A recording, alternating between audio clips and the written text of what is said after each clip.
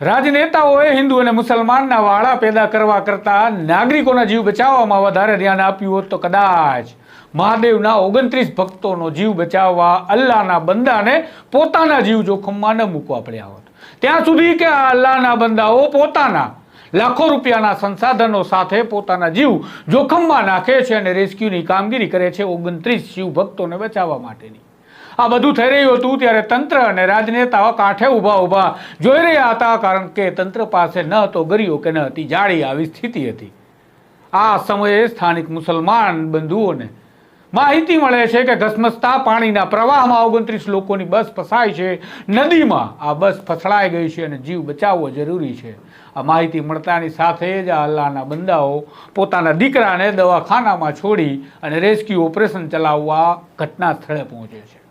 ત્યાં સુધી કે તંત્રની વાત કરીએ તો તંત્ર પાસે તો સારી કહેવાય એવી ફ્લડ લાઇટો પણ ન હતી અને સામાન્ય નાગરિકે પોતાના કારની લાઇટ 8 કલાક સુધી આ ઓપરેશનને ચાલુ રાખવા માટે ચાલુ રાખી હતી.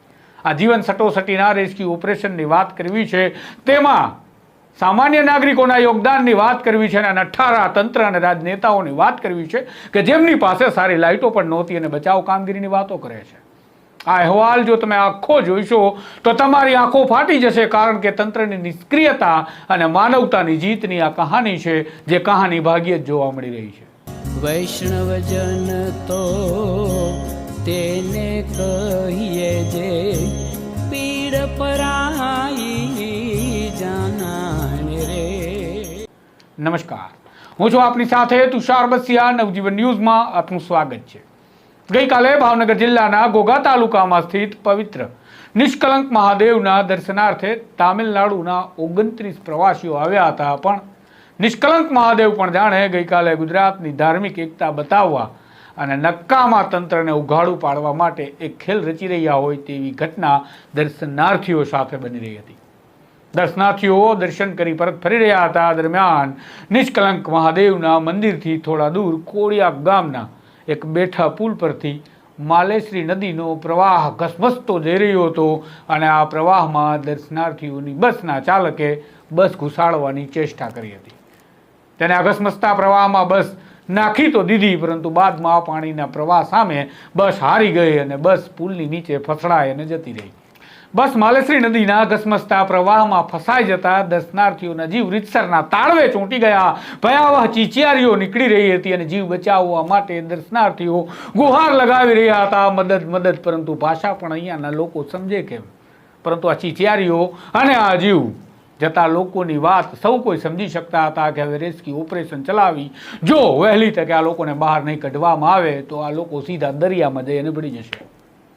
આ ઘટનાની જાણ કોળિયા ગામના સરપંચને થઈ. સરપંચે આ તંત્રને જાણ કરી અને સાથે જ તેને જાણકારી ગામના સ્થાનિક મુસ્લિમ મહેબૂબભાઈના પરિવારને પણ કરી દીધી. અને આ જાણકારી મળી ત્યારે મહેબૂબભાઈનો પરિવાર પોતાના પરિવારના દીકરાના ઓપરેશન માટે ભાવનગર શહેરની એક હોસ્પિટલ ખાતે હતો. પણ માનવતાને ખાતર તેમણે આ દવાખાનું છોડી કોળિયા પહોંચી અને બચાવ કામગીરીમાં જોડાવાનું વધારે યોગ્ય માન્યું હતું. બાદમાં સ્થળ પર પહોંચી તંત્ર હજુ તો શું થાય છે અને શું કરવું એ વિચારી જ રહ્યું હતું. પણ આ મુસ્લિમ પરિવારના સભ્ય પોતાનો ટ્રક લઈ ઘસમસતા પ્રવાહમાં પુલ પર જઈ જીવ સટોસટીનો ખેલ શરૂ કરે છે અને રેસ્ક્યુની કામગીરી હાથ ધરે છે. ટ્રક લઈ અંદર પહોંચેલા મહેબૂબભાઈએ બસની પાછળના ભાગનો કાચ તોડી તમામ પેસેન્જરને પોતાના ટ્રકમાં લાવ્યા. પરંતુ ઈશ્વરે અને અલ્લાહે હજુ પણ વધારે પરીક્ષા લેવાનું નક્કી કર્યું હોય એવું મહેબૂબભાઈના ટ્રક સાથે થયું, કારણ કે મહેબૂબભાઈનો ટ્રક પણ આ પુલ પરથી ઉતરી ગયો અને એ પણ ફસાઈ ગયા અને સાથે રેસ્ક્યુ થયેલા લોકો કે જે તેમના વાહનમાં સવાર થયા ટ્રકમાં એ પણ ફરીથી ફસાઈ ગયા. આ રેસ્ક્યુ ઓપરેશનને જોઈ રહેલા લોકો પણ હવે ચિંતામાં આવી ગયા હતા, કારણ કે બચાવનારા પણ મુશ્કેલીમાં ફસાવા લાગ્યા હતા. છતાં પણ આ મુસ્લિમ પરિવારે પાછા પડવાના બદલે પોતાનો બીજો ટ્રક લાવ્યો. તેને ભારે ભરખમ કરવા માટે તેણે રેતી ભરી અને ફરીથી અંદર જવા માટેની શરૂઆત કરી. આ બધું થઈ રહ્યું હતું. દરમિયાન અંધકાર પણ હવે પોતાનું કામ શરૂ કરે છે અને ત્યારે જાણે ઈશ્વરે મદદ મોકલી હોય તેમ સામાન્ય નાગરિકો પોતાની સ્કોર્પિયો કાર લઈ આવે છે અને તેની હેડલાઇટ ચાલુ કરી ઓપરેશનમાં સહયોગ આપવા લાગે છે. પણ તમને થશે કે તંત્ર ત્યારે શું કરી રહ્યું હતું? તો સવાલ તમારો સાચો છે અને વ્યાજબી પણ છે અને થવો જ જોઈએ, કારણ કે ત્યાં પહોંચેલા તંત્રના અધિકારી અને કર્મચારીઓ સાધનના અભાવે ઊભા આ બધું જોવાનું કામ કરી રહ્યા હતા. તેમની પાસે કોઈ બીજો વિકલ્પ પણ ન હતો, કારણ કે ફાયર વિભાગની ટીમ તો હતી પણ જરૂરી સંસાધનોનો અભાવ હતો. કલેક્ટર હતા પણ લાઇટનો અભાવ હતો. જીતુ વાઘાણી હતા પરંતુ બચાવ કામગીરી ઝડપી બને એ માટેની યોજનાનો અભાવ હતો. તંત્રની તમામ નિષ્ફળતાઓની વચ્ચે મહેબૂબભાઈએ પાણીની અંદર ફસાયેલી બસના દર્શનાર્થીઓને બચાવવા જતા ખુદ પણ પોતાના પરિવારના સભ્યોને મુશ્કેલીમાં મૂક્યા હતા. પણ આ છતાં પણ સ્થાનિકોએ હવે બચાવ કામગીરીનો જાણે મોરચો સંભાળ્યો હોય તેવા દ્રશ્યો સામે આવી રહ્યા હતા અને પુલના બીજા છેડેથી પણ બચાવની કામગીરી સ્થાનિકો દ્વારા શરૂ કરી દેવામાં આવી હતી. બચાવ માટે જ્યારે પહોંચ્યા ત્યારે તંત્રના જવાનોને લાગ્યું કે ડ્રોન હોય તો કામ સરળ થાય. ડ્રોનના મારફતે દોરડું અંદર પહોંચાડીએ અને એની મારફતે લોકોને બહાર ખેંચી લાવીએ. પણ આ યોજના જવાનોએ જણાવી ત્યારે ખબર પડી કે ડ્રોન તો છે જ નહીં.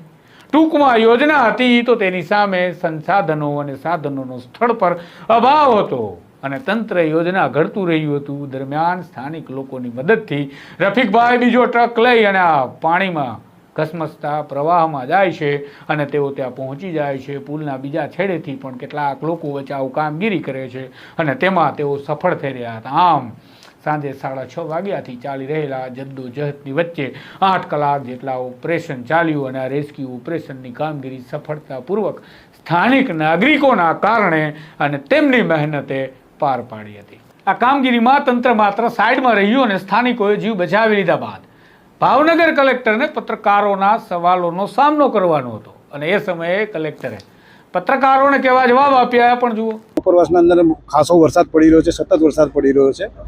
અહીંયા તમિલનાડુના જે યાત્રિકોની બસ છે એ લોકો અહીંયા કોળિયાક મંદિરના દર્શને આવતા હતા અને એ લોકોને આ જે ડ્રાઈવર કદાચ અજાણ્યા હશે, ગામના લોકોએ થોડું એમને ધ્યાન તો દોર્યું હતું કે ભાઈ આ પાણી જરા ફાસ્ટ છે, થોડું ગાડી હમણાં રહેવા દઈએ. પણ સમાવ ધ્યાન બહાર ગયું, એ અંદર ગયા. પાણીના ધક્કાથી બસ અડધી કોઝવે ઉપર રહી, અડધી પાણીમાં ગઈ. એટલે અમે લોકો બપોરના અમને લગભગ 6:45-7ની આજુબાજુમાં મેસેજ મળ્યા હતા. એ પછી પહેલાં સ્થાનિક લોકો, આપણા સ્થાનિક